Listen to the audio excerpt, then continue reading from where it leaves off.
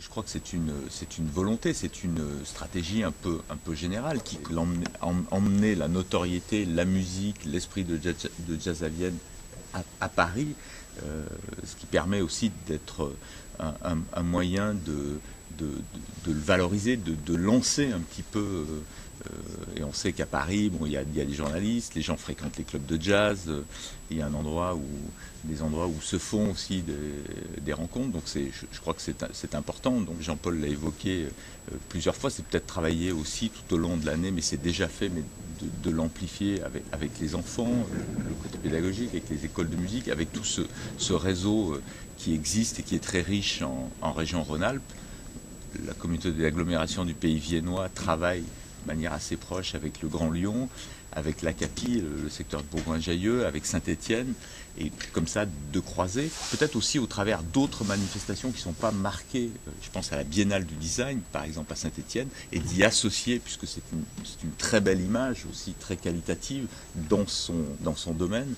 Et je pense que le design, bon, sans parler des pochettes de disques, mais il y a probablement des choses à faire et d'amener la musique à ce moment-là, au moment de la Biennale du Design à Saint-Étienne, en partenariat aussi avec les gens qui font de la musique et qui en produisent très très bien, le Rhino Jazz avec qui on travaille aussi. Voilà, c'est un peu cet esprit-là. Moi, je vais d'abord vivre cette édition, on va apprendre à se connaître et moi apprendre à connaître les gens, et puis ensemble il faut aussi savoir écouter. Moi je peux avoir des idées, il y a plein de gens qui en ont aussi, et il faut savoir écouter, et puis je vais essayer de continuer à faire prendre une mayonnaise et à la faire développer comme l'a fait Jean-Paul.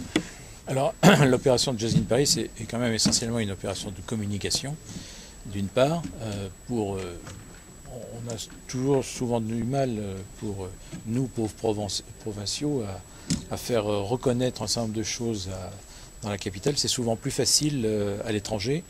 Je sais qu'on a une assez grosse notoriété aux États-Unis. On a fait l'objet de premières pages de magazines style Nouvel Obs ou Le Point au Japon. On a des photos de Jazz à Vienne qui sont parues, mais en France, on a un peu plus de difficultés.